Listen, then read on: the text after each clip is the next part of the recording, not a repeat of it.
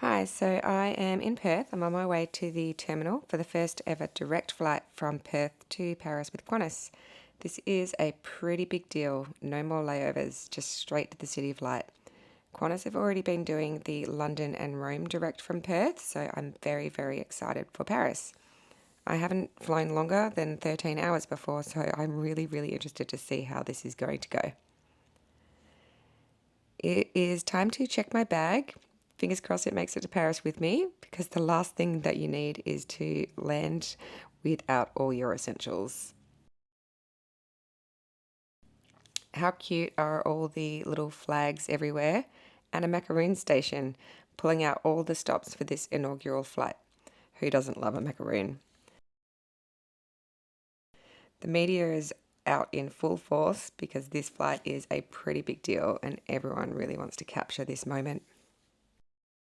I'm just passing by the Qantas boarding gates now and I'm heading towards the lounge. I can't wait to show you all the comfy spots and the cool perks waiting inside.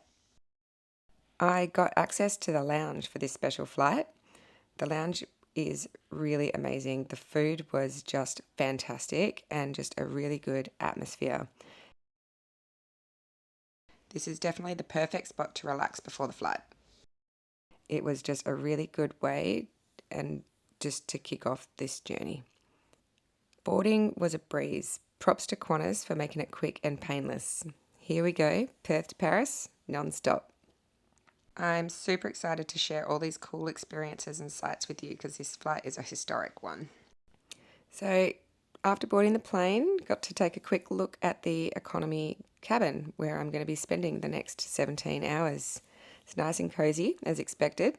I was lucky enough to get a bulkhead seat, which is an added bonus for that leg room.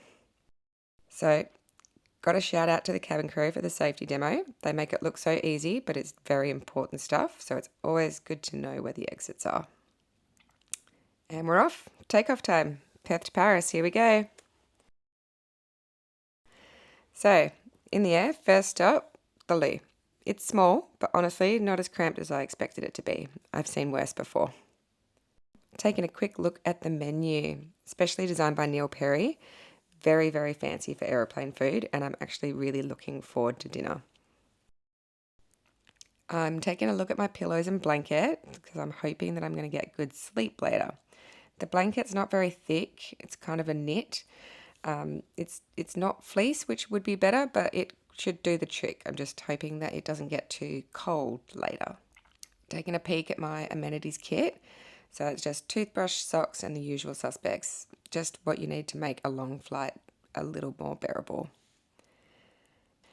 And it's dinner time. Dinner is served, and the beef was actually really good. Hats off to Neil Perry for this one. The French-inspired menu was actually delicious.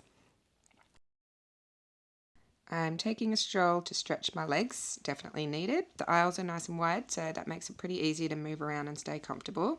It's really good to have a lot of space, especially on such a long journey. I really do love being able to just get up and walk around a bit. It helps keep that blood flowing and stay refreshed. Plus, it's just a nice way to see more of the plane and then catch a little glimpse of what all the crew are up to.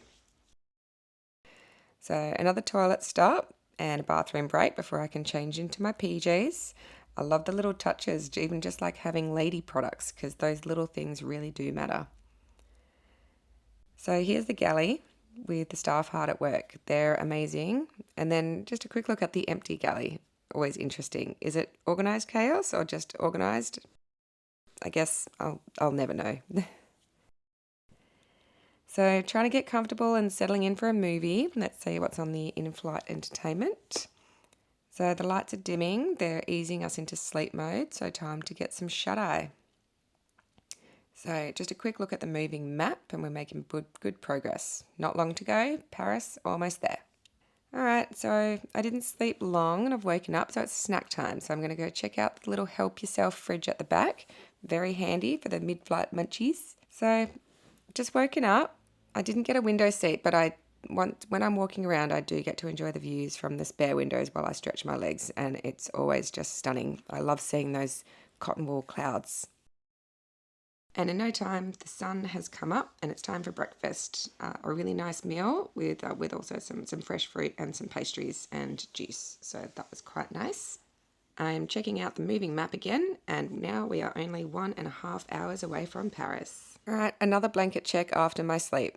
Still not loving it. It's not super thick. It's doing the job, and luckily it wasn't too cold. So just doing a quick flick through the in-flight magazine. There's always something interesting to read in that, and this special Paris edition did not fail me.